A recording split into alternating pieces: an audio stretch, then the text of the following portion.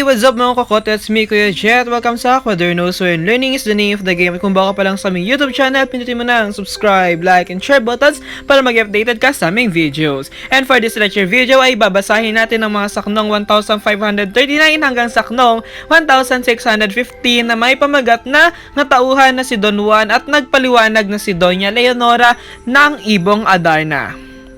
Napuna ni Doña Maria ang palabas may maganda. Si Don Juan ay lalo pang wiling-wili kay Leonora.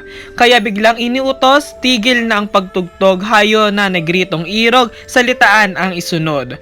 Ang simula ng negrita, naputol kong pagbabadya, ngayon durugtungan ko na. Don Juan, makinig ka sana. Makaitlong ang humabol, ang haring galit ay sukdol. Makaitlong namang lalong sa hirap siya'y nabaon.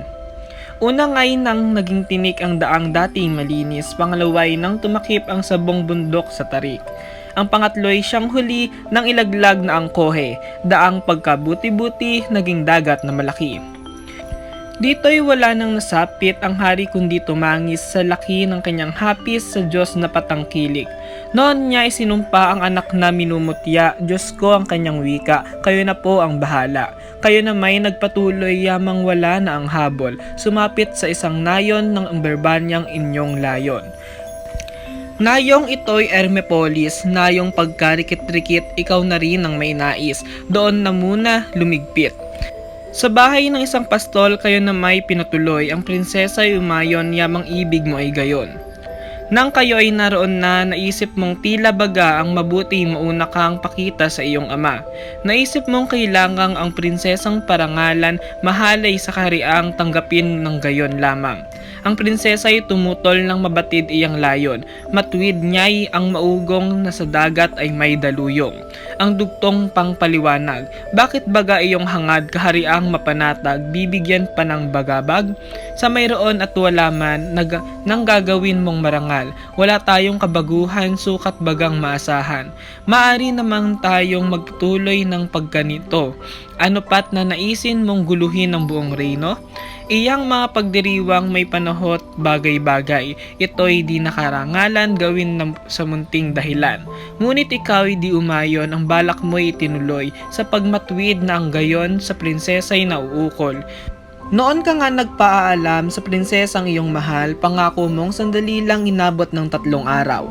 Nalimot mo yaong biling sa palasyo kung dumating, ang lahat na'y kausapin, ang babae ay takwil. Maigpit na paalalang sa babae umiwas ka, pagkat kapag nalapit na'y malilimutan mo siya. Sa iyo'y naipalining ang ganitong sa lagimsim, nalimot lang na sabihin bakit nasok sa damdamin. Ang totoo ay makinig ka ng iyong maalala, sa galit ng kanyang amay isinumpa ang prinsesa. Sa Diyos ay dumalangit, isa sa kanyang hiniling. Anak niya ay limutin ng prinsipeng ginigiliw. Ang prinsipe ay pakasal sa ibang prinsesa naman, anak niya ay gumapang sa malaking kahirapan. Ito bagay di nabatid, wala na sa iyong isip? Ang negrito ay nagsulit, wala nga sa aking lirip. Ako'y walang masasabi, pilitin mo mang mabuti, sa totoo ang sarili ay mangmang sa pangyayari. Pamalo ay bumalatay sa kausap ng bulaan, ang prinsipe ay napaaray pagkat siya ang nasaktan. Nasaktan man ay wala rit, si Doña Maria ay di pansin. Mata niyang may paggiliw kay Leonora nakatingin. Negrita ay muling nangusap, pagalit na siyang wakas. Yamang limot na ng lahat, ikaw ngayoy mauutas. Palabas ay natapos na, bulang natunaw sa mata ang negrito at negrita na walang aywan nila. Tanging naiwan sa hapag ang prasong balot ng pilak, lamang tubig na pangmalas ay may lihim na kamandag. Yaong si Doña Mariang ang puso ay nagdurusa, sa upo ay nagtindignat, sa galit ay nagbabaga. Tinitigan si Don Juan, titig na makahulugan, nang hindi rin makaramdam ang prasko ay hinawakan. Hawak ang prasko ay anya. Don Juan, di yata bagat hindi mo nakikilala akong si Doña Maria, yayamang gayon din lamang ako'y walang kabuluhan. Magsisi ng kasalanan at ngayoy ating katapusan. Babasagin ang prasko upang gunawin ang reyno. Ang lahat na sa palasyo'y nagitlahan ng totoo. Noon lamang nagliwanag kay Don Juan ang lumipas, nakikilala at niyakap ang prinsesang kanyang liyag. Sa kabuong pagmamahal kay Doña Maria ay nagsaysay, ikaw nga prinsesang hirang, ang sanayon ay iniwan. Ikaw nga at hindi iba ang tangi kong sinisinta, ang sa aking maglang dusa nakasalo sa tuwina. Ako ang may kasalanan sa dusa mo't kalumbayan, kung di kita nalimutan gulong ito'y naiwasan.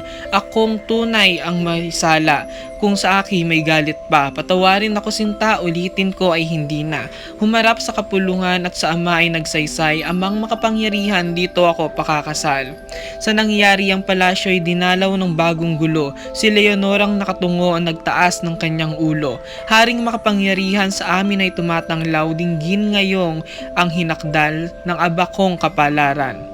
Ngayon ko nga ihahayag ang lahat ng aking hirap, 7 taon ngayong singkad, ito'y aking ingat-ingat. Si Doña Juana at ako'y magkapatid na totoo, ang kanami maginoong naghari sa mga reyno.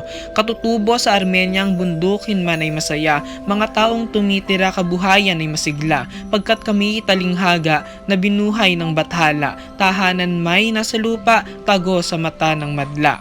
Isang balong pagkalalim ang pinto ng bahay namin, pahugos na papasukit sa itaas manggagaling. Naghagdanan ay walang baitang pagkat balong palas lamang, lubid yaong kahawakat pahulog sa kadiliman. Kalaliman ay mahaba, ang dilim ay mahiwaga, mahihindig sa pagbaba, pagduwag ay magsasadya. Dito ko natagpuan ng prinsipeng si Don Juan, sa kanyang pananambitan maging kanya yaring buhay. Sa sumpay naging saksi, ang magtaksil ay maputi, anuman nga ang mangyari sumpay mananatili. Minarapat ni Don Juan ang balon ay aming iwan, pag-iisa naming tunay sa berbanya ay mapagtibay. Sa tahanan naming balon bago kami nakaahon, ang prinsipe ay napasuong sa labanang malinggatong. Ang serpienteng may tangkilik sa ngayon ay nagsusulit, kinalabang buong higpit ni Don Juan aking ibig. Serpiente ay may 7 ulo, mabangis na walang tuto. Bago nga napatay ito, ang prinsipe ay nanlumo. Hindi lamang serpiente ang hinarap ng prinsipe, kinalaban dit na naputi ang malupit na higante. Higante ay may alaga sa kay Doña Juan ng mutya, kundi Diyos ang nagpala, si Don Juan ay nawala. Nilisan namin ang balon, kaming 3 ay umahon, nang paalis na sa burol bigla kong napaurong. Ang singsing kong minamahal naman ako sa magulang, sa palasyo ay naiwan, ang ibig ko'y pabalikan. Nang mapunayaring hapis ng prinsipeng aking ibig, ayaw ko man ay nagpilit na siya na ang magbalik. Nagpahugos na sa balong matapat sa kanyang layon, ngunit palad, haring poon, si Don Juan na parool. May 10 dipapo lamang ang naabot ng katawan, ang taling umaalalay pinahatid na ng sukaban. Sa mungkahi ni Don Pedro at pagsang-ayon ni Don Diego, ang marangal na bunso nyo'y pinagtulungang nililo. Sa lalim ng lalagpakan, ano ang kasasapitan? Di ang siyang mamatay at ang balon ang libingan. Gaano ang aking luha ang hinagpis na sa ginawa, yamang siya ay nawala, kamatayan ko'y ninasa.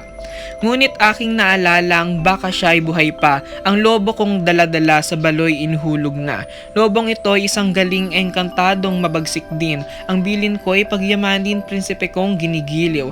Pagakyat di ko natitiyak kung buhay ang aking liyag, nanumbalik yaong hangad mautas din yaring palad. Pagkat siya'y nasa balon, doon din ako tatalon, ngunit ito namang buhong, bigla kong dinaluhong. Kamay ko ay pinigilan at ang wikang nangangatal, aanhin mo si Don Juan, ako'y naririto naman. Pabayaan ng wala na't kayo'y aming isasama, at pagdating sa berbanya gagawin ang kasal nila. Kami na nga'y kinaladkad ng magkapatid na uslak, luha namit pakiusap, tinugon ng mga dahas.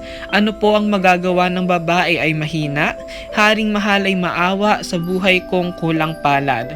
Kung may mga katanungan ka tungkol sa mga saknong 1539 hanggang saknong 1615 ng kwento ng Ibong Adarna ay mangyari comment lang ito sa comment section at ito ay ating sasagutan sa susunod na lecture videos.